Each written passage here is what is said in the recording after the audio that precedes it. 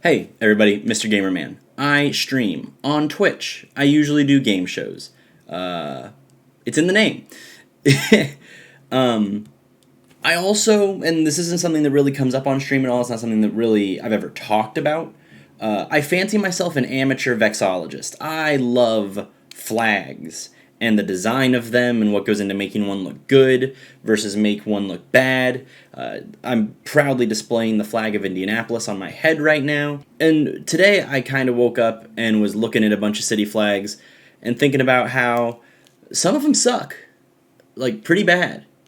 And I'm not saying this to disparage any of the cities that I may be talking about. As a matter of fact, the city I'm going to be talking about today I think is probably a fantastic city. You just got a really crappy flag, and I want to help you with that.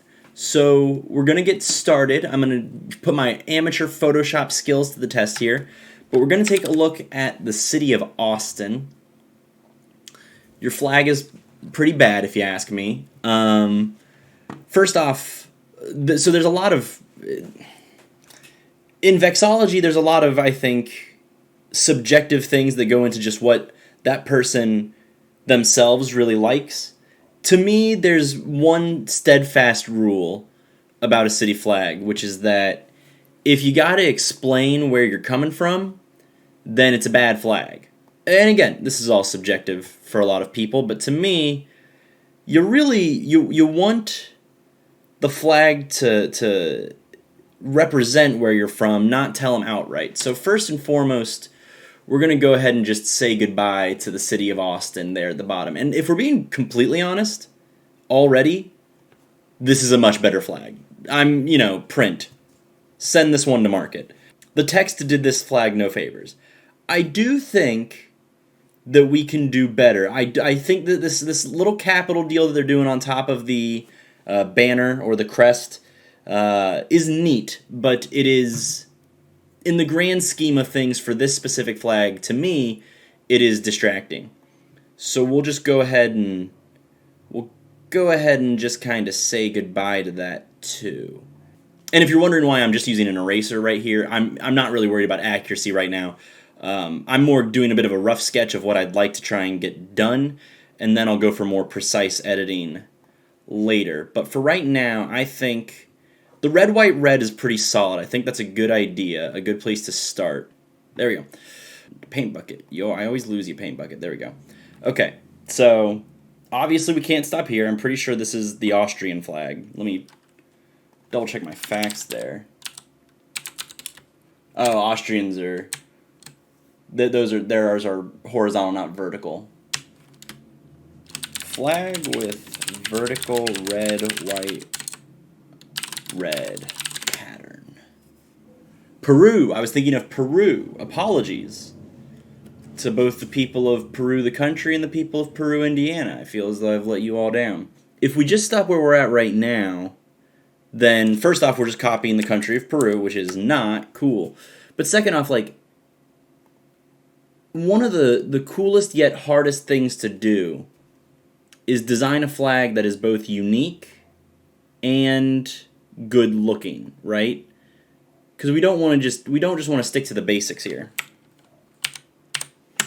There, that kinda, right? Well, no, now we gotta make it a little bit bigger, don't we? To an extent, I think this image is kind of neat already. Obviously, I think most people who practice vexology would say that this is an improvement over what we were just looking at. But clearly what we're looking at, or what we're stuck with, is it's lame to just leave that where it is right there in the middle, taking up as little space as it does. Maybe you could go with the city seal in the middle. Let me see what that is. Austin, Texas city seal.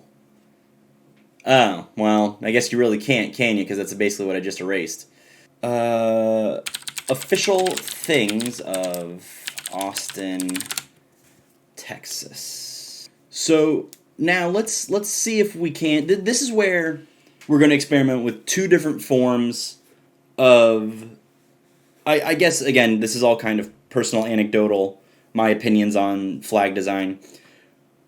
We either are going to experiment with sizing and how we can change the flag from that perspective, or we're going to experiment with, not difficulty, I guess busyness. We're going to see what we can add to it without making it worse. Let's add something that's a little bit not just Austin, but all of Texas. You know, really tie the roots together for the rest of Texas. And my first thought is maybe we put a blue bonnet in there, which is Texas's state flower, as far as I'm aware. Got to rasterize. So then, I mean, if we're being honest, I don't think that's the worst thing. Maybe we're still doing a little bit too little. Maybe I need to go against my belief of your flag cannot spell out your city. So let's begin with the simplest here. Let's just Times New Roman. I mean, that looks bad.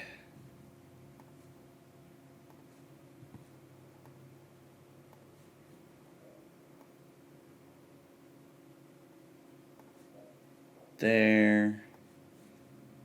Bring our text size down, what, 20? We might be going 18 here. Well, I don't hate it. It's either missing something or I'm doing too much with the center of it. What if we, hold on a second. What if we, I don't know.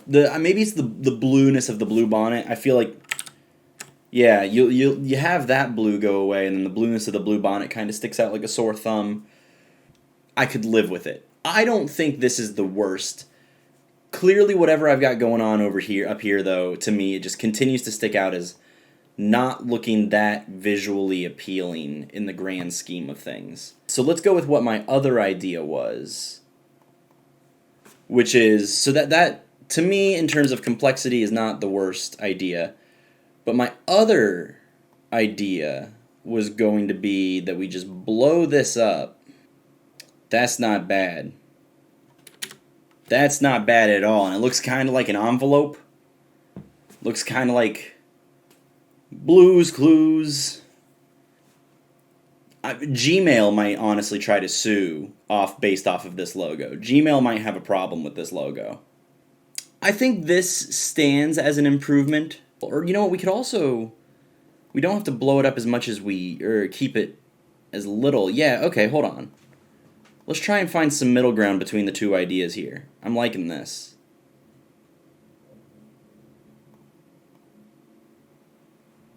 I think that's it. I think that's it. I think we've found it. I think the truth lied in the middle the whole time. So I'll concede, okay, City of Austin actually works well. Are blue bonnets common in Austin? Are blue bonnets common in Austin? Okay, yeah, okay, so, because, like, obviously, Texas is such a big state that just because a blue bonnet is the official flower of Texas doesn't mean they're all over. Maybe Austin doesn't get any, but according to the internet, you can find blue bonnets in Austin. I mean, yeah, I think I think the truth lied in the middle of the two designs. I personally am a little bit more partial to that. Sound off in the comments what you think. Original Austin City flag design? Or my much better Austin City flag design? In my opinion, I could be wrong. I'm just saying, I feel like we made some proper changes here. In my opinion. Now, granted, I got one idea that just kind of struck me out of nowhere here. There's one more change we can make, which is actually to just slap the Indianapolis city flag over it, and Austin can actually, that's much better. Yeah, that's actually, I think, the right design, which is that we go ahead and just conquer Austin, Texas. And I have an amateur appreciation for flag design. I didn't go to school to become no vexologist. I don't have a master's degree in the vexology. I've never once entered a contest to design the best flag. You might be able to actually even bring the blue, make it a little bit bigger. Little bit bigger. But for me personally, I think that's where you keep it. Anyways, yeah, in my free time, I'll probably start doing a lot more of this. If you like it, please do all the YouTube things, like leaving a like and a comment and letting me know what you think, and voting in the sound off in the comments. Which one did you think was better? My updated version of the City of Austin flag, or the original version of the Austin flag, or the City of Indianapolis? Vote, and vote now on your phones.